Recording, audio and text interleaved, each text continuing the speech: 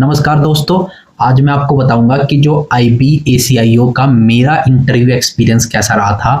IBACIO की जो सन 2023 में वैकेंसी आई थी 955, उसके लिए मैंने इंटरव्यू दिया था। पिछले साल अक्टूबर के मंथ में मेरा इंटरव्यू हुआ था सन 2024 में, और उस इंटरव्यू की वजह से मैं IB में सिलेक्ट भी हुआ था सन 2024 में। अब मैं आपको बताऊंगा कि मेरा इंटरव्यू एक्सपीरियंस कैसा था IB में, जो हो सकता है जो हाल ही में 2025 की वैकेंसी आई है उसमें आपको हेल्प कर सकता है कि आप इंटरव्यू की सिचुएशन को कैसे टैकल आउट कर सकते हैं।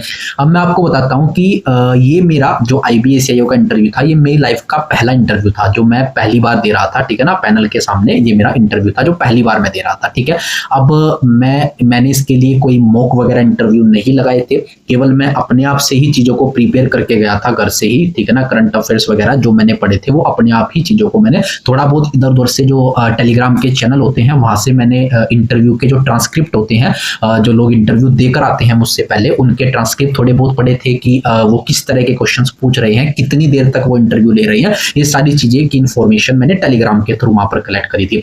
अब मेरा इंटरव्यू होता है, ठीक है ना, अब उस दिन का टाइम आता है कि अब इंटरव्यू, अब मेरे सामने अगर मैं आपको बताऊं तो इंटरव्यू की जो पैनल थी उसके अंदर हमारे 5 लोग बैठे हुए थे। ठीक है ना, उसमें से एक चेयरमैन साहब थे इंटरव्यू के, और ये भी मैं आपको डाउट की क्लैरिटी दे दूं कि इंटरव्यू में जो 5 मेंबर्स वहां पर मेरे सामने बैठे हुए थे उनसे मैं ज्यादा डिस्टेंस पर नहीं था। वहां पर बिल्कुल ऐसे टेबल लगी हुई थी और बिल्कुल हम ऐसे जैसे टेबल होती है राउंड टेबल, उसके ही हम बिल्कुल पास में बैठे हुए थे। ऐसा नहीं कि बहुत डिस्टेंस पे बैठे हुए थे, बहुत ही पास में हम बैठे हुए थे। ठीक है, और वो 5 मेंबर थे, उन 5 मेंबर में से एक फीमेल मेंबर थी और 4 हमारे मेल मेंबर थे इंटरव्यू पैनल के अंदर। दिल्ली में मेरा इंटरव्यू था, ठीक है ना, जो हेडक्वार्टर है वहां पर इंटरव्यू कंडक्ट किया गया था IB के हेडक्वार्टर में दिल्ली के अंदर। ठीक है, अब मैं जो इंटरव्यू के लिए प्रिपेयर करके गया था, मैं इस एक्सपेक्टेशन से प्रिपेयर करके गया था क्योंकि मैंने पहले कभी कोई इंटरव्यू नहीं दिया था कि ये इंट्रोडक्शन पूछेंगे सबसे पहले, जो एज यूजुअल हम लोग मॉक इंटरव्यूज जो देखते हैं उसमें होता भी है। ठीक है ना, कि इंट्रोड्यूस योरसेल्फ, तो इस तरह का मैं भी सोचकर प्रिपेयर करके गया था चीजों की वो इंट्रोडक्शन पूछेंगे। ठीक है, तो हालांकि उन्होंने कोई इंट्रोडक्शन नहीं पूछा। ठीक है ना, मैं जैसे ही वहां पर बैठा, ठीक है ना, उन्होंने तुरंत जो उनका पहला क्वेश्चन था, कोई इंट्रोडक्शन नहीं, कोई उन्होंने मेरा नाम लिया। ठीक है ना, और मेरा जैसे ही उन्होंने नाम लिया तो उन्होंने मेरे सरनेम जैसे ही पढ़ा। ठीक है ना, थोड़ा मेरा सरनेम हो सकता है उन्होंने पहले कभी नहीं सुना होगा। ठीक है ना, अभिनव अग्रावत था, तो अग्रावत जैसे ही उन्होंने सरनेम सुना तो उनको थोड़ा सा वो सरनेम मतलब कैजुअल नहीं लगा, यूनिक लगा। तो इस वजह से उन्होंने सरनेम से संबंधित मुझसे क्वेश्चन पूछ लिया कि सरनेम ये किस कैटेगरी को बिलोंग करता है और किस कास्ट को बिलोंग करता है, मतलब किस सोशल कास्ट को बिलोंग करता है। तो उन्होंने फिर उससे क्वेश्चन पूछा कि ये सोशल कास्ट का क्या कंट्रीब्यूशन है। जो सबसे पहला का क्वेश्चन था वही था कि इस सोशल कास्ट जो आप जिससे आप बिलोंग करते हो इसका क्या कंट्रीब्यूशन है सोसाइटी के अंदर। तो मैंने बताया कि इसका पॉलिटिकल लेवल पर, हिस्टोरिकल लेवल पर या फिर एग्रीकल्चर फार्मिंग के लेवल पर क्या कंट्रीब्यूशन है। ठीक है, वो मैंने बता दिया। तो उसके तुरंत बाद मैं आपको ये बता रहा हूं कि इंटरव्यू में मैंने फील किया कि जैसे ही उन्होंने वो क्वेश्चन खत्म किया, ठीक है ना, तुरंत एकदम से नेक्स्ट क्वेश्चन। ठीक है ना, मतलब उसके बीच में इतना सा भी गैप नहीं था। ठीक है, अगर मैं आपको बताऊं, क्योंकि मेरा जो इंटरव्यू चला था वो 6 से 7 मिनट जो मुझे फील हुआ, हो सकता है ज्यादा चलाओ या कम चलाओ, लेकिन जो मुझे फील हुआ 6 to 7 मिनट का टाइम था।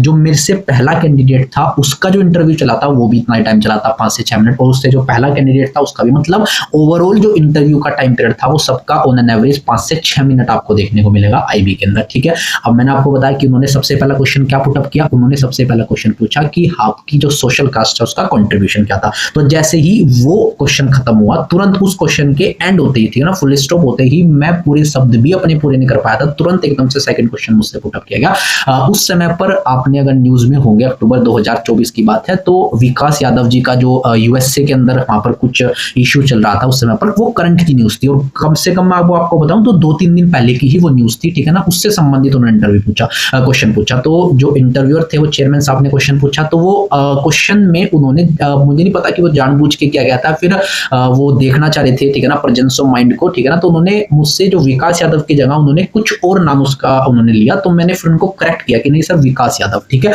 तो हो सकता है कि वो प्रेजेंस ऑफ माइंड को चेक कर रहे हो, तो इस तरीके भी चीजें आपको ध्यान रख के चलनी है कि आपको बहुत मतलब प्रिसाइजली उनको सुनना है। ठीक है ना, जान से। ठीक है, और कोशिश करें कि उनसे रिपीट ना करवाई कोई चीज, तो आप उनको एक बार ही प्रॉपर्ली सुने। और ठीक है ना, तो जैसे उन्होंने एक बार बोला कि जो विकास यादव जी का इशू था, तो उस पर आपका क्या करना है कि भारत सरकार उसके लिए क्या एक्शन लेगी, तो वो भी मैंने बता दिया जो मुझे ठीक लगा। और इस तरह के जो क्वेश्चन होते हैं कि भारत सरकार क्या एक्शन लेगी, तो मैंने कहा कि मुझे लगता है कि भारत सरकार जो है, जो वहां पर एम्बेसडर है यूएसए के अंदर, वो भी मामले की जांच चलेगी ऑफिशियल तौर पर, और जैसे ही कोई फर्दर अपडेट आएगी उसके बेसिस पर भारत सरकार जो है वो अपने ही देश के फेवर में आने की कोई ना कोई डिसीजन लेगी। ठीक है, मतलब आपको अपना कोई फाइनल डिसीजन नहीं देना है कि नहीं ये कर देना वो कर देते हैं। ठीक है, इस तरह की कोई बातें मत करो। बेहतर है कि आप एक इस तरीके से उसको डिप्लोमेटिकली क्वेश्चंस को वहां पर टैकल करो जो आपको लगता है, जो इंडिया या फिर इंटरनेशनल लेवल पर, जियो पॉलिटिकल लेवल पर चीजें होती है, उस तरीके से आपको उस क्वेश्चन को टैकल करना है। जो फिर तीसरा क्वेश्चन, जैसे ये क्वेश्चन एंड हुआ, ठीक है ना, इधर से तीसरा क्वेश्चन तुरंत पुटअप हुआ। ठीक है, अब वो जो तीसरा क्वेश्चन पुटअप किया गया वो फीमेल मेंबर के द्वारा किया गया। उन्होंने मुझसे क्या पूछा कि इंडिया की जो सराउंडिंग है उसके चारों तरफ कौन कौन से इंटरनल सिक्योरिटी चैलेंजेस हैं भारत के अंदर, मतलब इंडिया की जो चारों तरफ की सराउंडिंग है उसमें कौन कौन से इंटरनल सिक्योरिटी चैलेंजेस है भारत के साथ। तो अब मैंने कहा कि मैं वन बाय वन बता देते हैं। ठीक है ना, तो अब आपको ये पूछना भी होगा कि मेरा इंटरव्यू का लैंग्वेज क्या था, क्योंकि ये मेरा पहला इंटरव्यू था। तो जैसे ही उन्होंने क्वेश्चन पूछने स्टार्ट किए, वैसे मैं सोच के गया था कि मैं इंग्लिश में वहां पर चीजों को प्रोनाउंस करूंगा ऑल ओवर इंटरव्यू में, लेकिन वो प्रेजेंस ऑफ माइंड ने बस केवल जो चीजें याद आ रही थी मैं तुरंत बोलता चले गया। ठीक है ना, मतलब तो मेरी जो लैंग्वेज थी वो ऑटोमेटिकली वहां पर मिक्सअप होती चली गई। ठीक है ना, हालांकि ज्यादातर उसमें इंग्लिश के ही वर्ड्स यूज किए गए क्योंकि हम चीजें ही सारी इंग्लिश में पढ़ते हैं, लेकिन वो लैंग्वेज ही मिक्सअप थी। इवन उनमें से भी जो इंटरव्यूअर क्वेश्चन पूछ रहे थे वो भी थोड़ा सा मिक्सअप लैंग्वेज में पूछ रहे थे, वो भी कंप्लीटली इंग्लिश नहीं थी। तो ये भी मैं आपको बता दूं। ठीक है, उसके बाद जैसे ही उन्होंने फीमेल मेंबर ने मुझसे क्वेश्चन पूछा तो मैंने स्टार्ट किया बताना। ठीक है ना, मैंने स्टार्ट किया जम्मू एंड कश्मीर से जो मिलिटेंसी की समस्या होती है। ठीक है ना, उसके बाद फिर मैं नॉर्थ ईस्ट में जो इंसर्जेंसी की समस्या होती है। ठीक है, और उसके बाद वहां के भी मैंने एग्जांपल दे दिए। उसके बाद हम ये जो इंडिया के अंदर साइबर सिक्योरिटी चैलेंजेस होते हैं, ठीक है ना, बेंगलोर वगैरह जो IT सिटी होती है, नोएडा वगैरह, वहां पर वो मैंने एग्जाम्पल भी बताए। उसके बाद जो नक्सलिज्म और लेफ्ट विंग एक्सट्रीमिज्म वाला जो छत्तीसगढ़ और झारखंड वाला इलाका होता है, यहाँ पर ये समस्या होती है। ठीक है ना, उसके लिए भी हम बहुत सारी चीजों को मेंशन किया एग्जांपल के तौर पर। और फिर क्या हुआ कि लास्ट में मैंने इंटरनल सिक्योरिटी चैलेंजेस के तौर पर जो इंडिया के बॉर्डरिंग कंट्रीज है, ठीक है ना, उनके साथ मैंने स्पेसिफिकली पूछा था। तो अब पाकिस्तान के साथ तो जम्मू एंड कश्मीर को मेंशन कर दिया। ठीक है, बांग्लादेश के साथ हम लोग इलीगल माइग्रेशन को मेंशन कर सकते हैं। अब श्रीलंका के साथ जब उन्होंने क्वेश्चन पूछा कि श्रीलंका के साथ हमारे कौन कौन से बॉर्डर सिक्योरिटी, इंटरनल सिक्योरिटी और बॉर्डर सिक्योरिटी चैलेंजेस है, तो मैंने क्वेश्चन का आंसर दिया कि पायरेसी एक बड़ा इशू होता है। ठीक है ना, ठीक है ना, जो वहां से बहुत सारा जो इंडियन ओशन होता है वहां से बहुत सारे शिप निकलते हैं, तो वहां पर पायरेसी का एक बड़ा इशू आता है। तो वो जैसे ही पायरेसी मैंने बोला तो तुरंत इधर से, ठीक है ना, जो इधर राइट साइड की तरफ बैठे हुए थे जिन्होंने अब तक मुझसे क्वेश्चन नहीं पूछा था, उन्होंने पूछा कि पायरेसी तो क्या आप इसका कोई एग्जांपल दे सकते हैं। पायरेसी तो ज्यादातर हमारी इधर देखने को मिलती है आपको, जो रेड सी वाला जो रीजन होता है, जो गल्फ वाले कंट्रीज होती हैं वहां पर होती है पायरेसी, यहाँ पर तो कोई आज तक ऐसे नहीं हुए।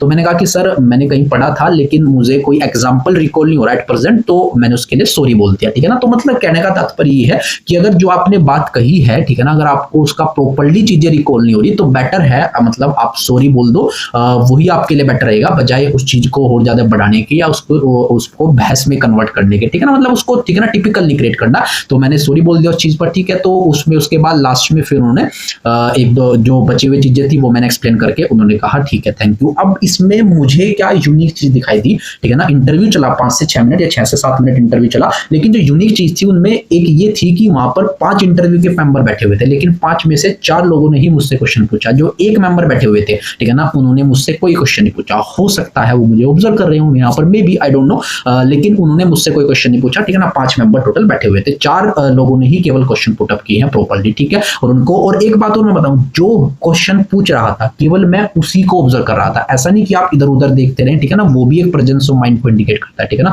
जो क्वेश्चन पूछ रहा था मैं केवल उसी टीचर के ऊपर फोकस कर रहा था। ठीक है ना, उससे हमारा भी फोकस इंक्रीज होता है। ठीक है, और क्योंकि मैं अगर आपको लिटिल बताऊं, क्योंकि पहली बार इंटरव्यू था तो मुझे ऐसा लगा कि बहुत तेजी से चीजें हुई है। ठीक है ना, ज्यादातर हम लोग जो इंटरव्यू में एक्सपेक्टेशन रखते हैं कि नहीं बहुत फ्लूडिटी के साथ चीजें चलेंगी, आराम आराम से क्वेश्चन पूछे जाएंगे, क्योंकि मैंने तो ज्यादातर यूपीएससी के मॉक इंटरव्यू देखे हुए थे, उनमें बहुत आराम से 30-40 मिनट तक चलते हैं। ठीक है ना, सीएपीएफ के भी कई बार 20-25 मिनट तक खिंच जाते हैं। तो वही मैं भी माइंड सेटअप लेकर गया था कि नहीं बहुत आराम से इंटरव्यू चलेगा, लेकिन बहुत तेजी से इंटरव्यू किया गया, 6 से 7 मिनट में इंटरव्यू कंप्लीट हो गया था। तो यही मैं आपको कहना चाह रहा हूँ। और इसमें मैंने एक एक्सपीरियंस और लिया कि जो मेरा इंटरव्यू था वो कंप्लीटली नॉलेज और करंट अफेयर्स बेस्ड था, और मोस्टली करंट अफेयर्स बेस्ड था, ठीक है ना, मतलब बहुत नॉर्मल चीजें थी, ठीक है। ज्यादातर जो मैंने ट्रांसक्रिप्ट भी पढ़ी थी उसमें भी यही फॉलो अप हो रहा था कि ज्यादातर इंटरव्यू करंट अफेयर्स बेस्ड होते हैं, मतलब चीजों की जो करंट में चीजें चल रही हैं, वो इंडिया में हो या फिर ऑल ओवर द वर्ल्ड हो, और स्पेसिफिकली इंटरनेशनल चीजें, ठीक है ना, इंटरनेशनल चीजों में ज्यादा इंटरेस्ट रहता है, ठीक है ना, तो वही ज्यादातर इंटरव्यूज के अंदर पूछी जाती है। तो आप कोशिश करें कि लगातार जो न्यूज में चीजें चलती रहती है उनकी आपको प्रॉपर कॉन्सेप्ट क्लैरिटी हो, ठीक है ना, और जो चीजें पता हो उसी के बारे में बताएं, अदरवाइज आप सॉरी बोलकर उस चीज को वहीं पर ही समाप्त भी कर सकते हैं, ठीक है। अब ये मेरा पहला इंटरव्यू एक्सपीरियंस था, तो इसके बेसिस पर मैं सिलेक्ट हो गया, क्योंकि अभी तक ना तो टायर 1 के मार्क्स पता है, ना टायर 2 के मार्क्स पता है, ना इंटरव्यू के मार्क्स पता है। तो मैं ये कंप्लीटली एनालाइज तो नहीं कर सकता कि उन्होंने मुझे इंटरव्यू में कितने मार्क्स दिए होंगे, लेकिन ओवरऑल हाँ मुझे लगता है कि ठीक गया था, मतलब सारे क्वेश्चंस के आंसर प्रॉपर्ली पुट अप हो गए थे, ठीक है।